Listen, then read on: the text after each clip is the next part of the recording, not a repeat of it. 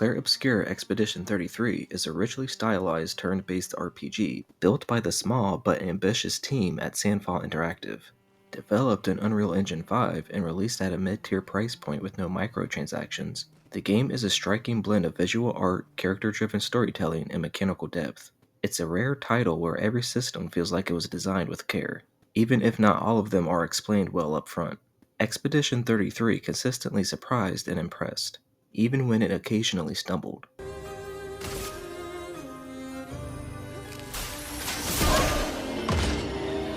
Get ready.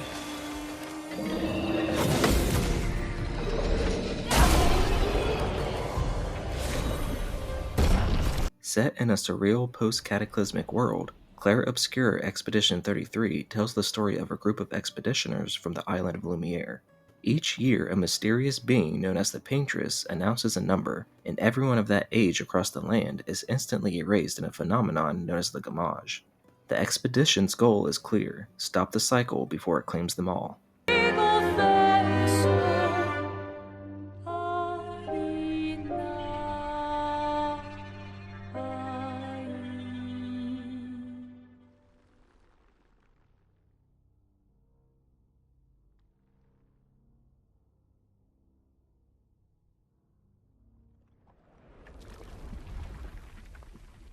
As the party journeys through a twisted world shaped by a reality-breaking event called the Fracture, players unravel the connections between the Paintress, the island's transformation, and the emotional scars carried by each party member.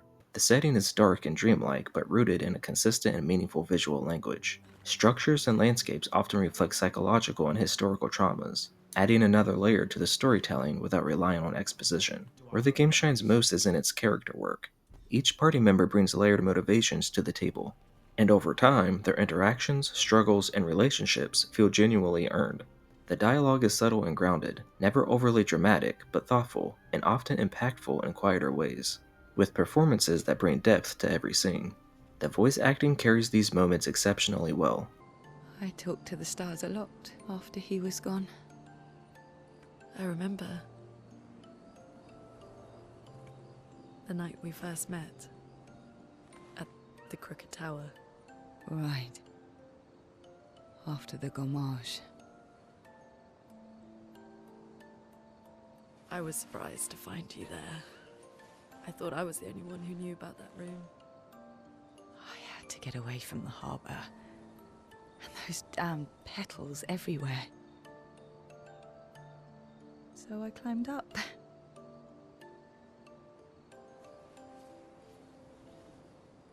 That said, the game's structure can feel repetitive if you're not invested. Many cutscenes follow a familiar rhythm. Characters pause before a major objective, exchange a few lines of encouragement, then move on.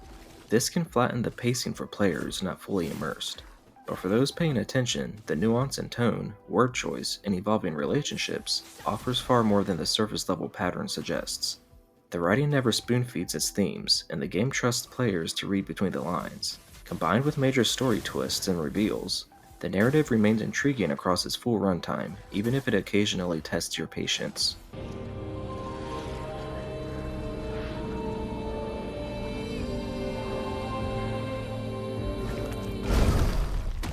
Putain!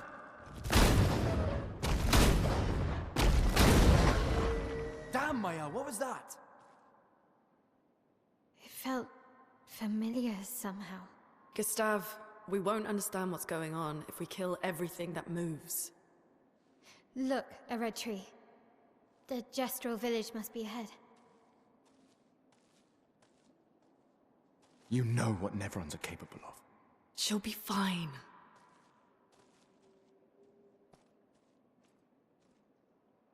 She'll be fine. The game's core gameplay loop is built around exploration, narrative progression, and a tactical turn-based combat system that incorporates timing mechanics and party synergy.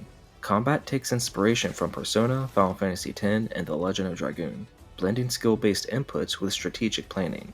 The Picto system, and each character's separate way of play, adds an imaginative and substantial feel to each encounter. Over time, as you grow familiar with your party's flow, battles begin to feel rhythmic and natural. Oh well.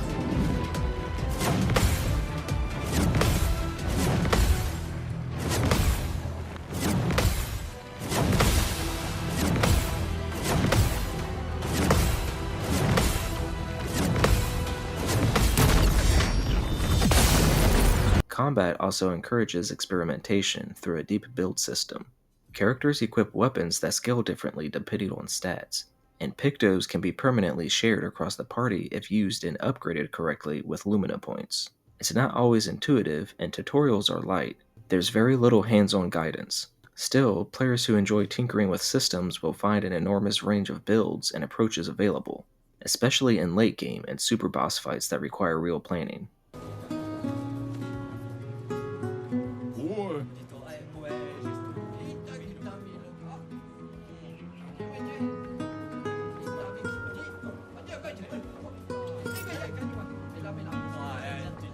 Parrying enemy attacks, one of the game's core defense mechanics, feels slightly awkward at first, with timing windows that seem inconsistent, but the more you play, the more you learn enemy rhythms, tells, and even audio cues.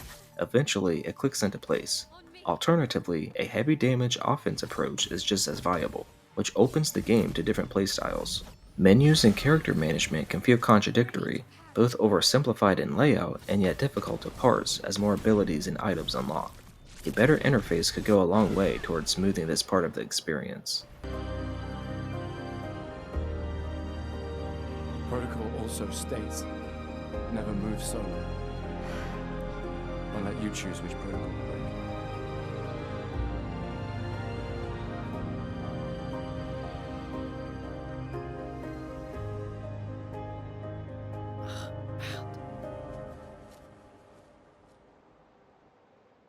Lumiere and its surrounding landscapes are some of the most visually distinctive areas you'll find in a modern RPG.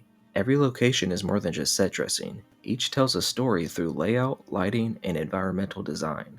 Despite its fantastical, almost abstract appearance, the world feels cohesive and grounded. The art direction is truly standout, managing to be beautiful, strange, and emotionally resonant all at once. The overworld is massive and packed with content. Unlike many open-world games, exploration here feels purposeful. There's no minimap, which initially makes traversal disorienting, but this design decision eventually pays off by fostering a sense of real discovery. Hidden areas, powerful bosses, collectible lore, and shortcuts reward curiosity. You can set up a campsite at any time in the overworld, and it acts as a narrative and mechanical hub. You can upgrade your weapons, talk to the other characters, trigger side quests, and reflect on your progress. Still, the world sometimes feels underutilized. As beautiful as it is, there's a noticeable lack of interactivity within the environment. It's rich in atmosphere, but many objects and areas are purely decorative. Jumping puzzles are present, but mostly optional. You won't be climbing or platforming much outside of predefined paths.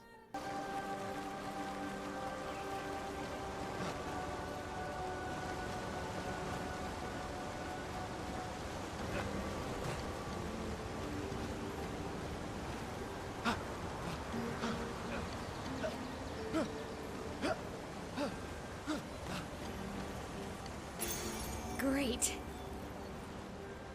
On PS5, Expedition 33 runs excellently. The performance mode holds a steady 60 frames per second with great visual clarity and minimal loading times. The HUD is minimal and lets the cinematic presentation breathe. The only consistent visual complaint is clarity, likely a byproduct of UE5's lighting and post-processing. In some scenes, enemies, backgrounds, and characters blur together, which can make it hard to read combat or navigation in busier areas. The soundtrack is a triumph, from quiet ambient tracks to bombastic boss themes and intimate emotional cues. Every piece of music is distinct and evocative.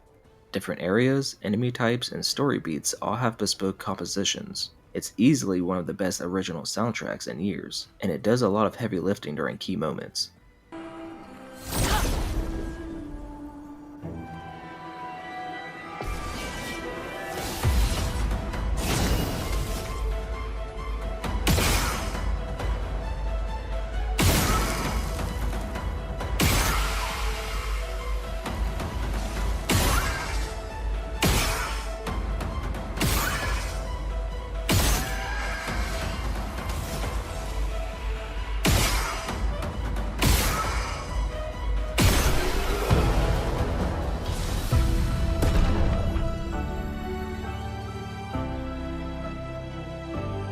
The game respects your time.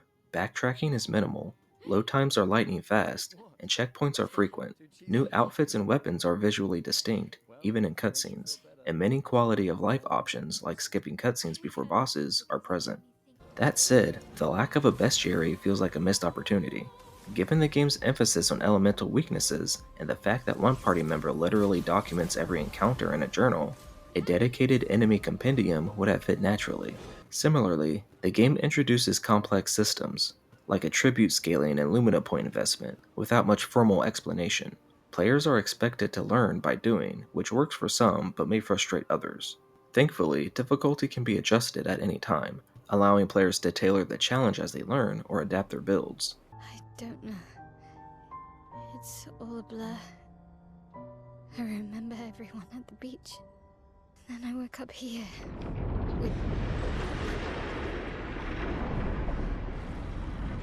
With him. He's been helping me a lot. He reinforced all my pictos.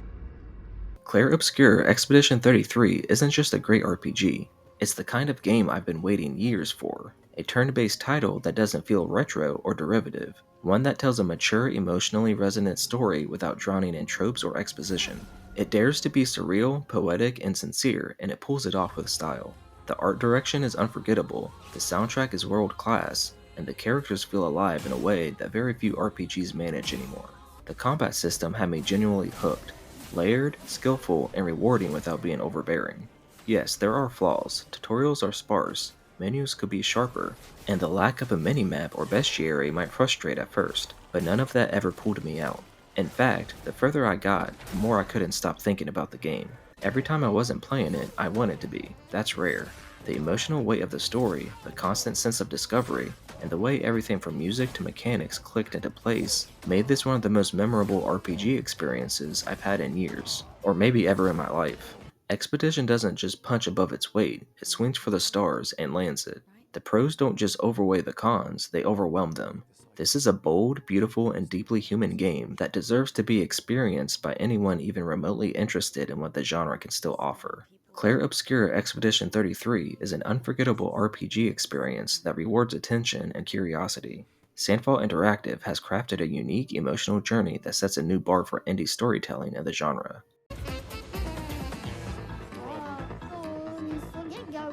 I give Clair Obscur Expedition 33 a 9.5 out of 10.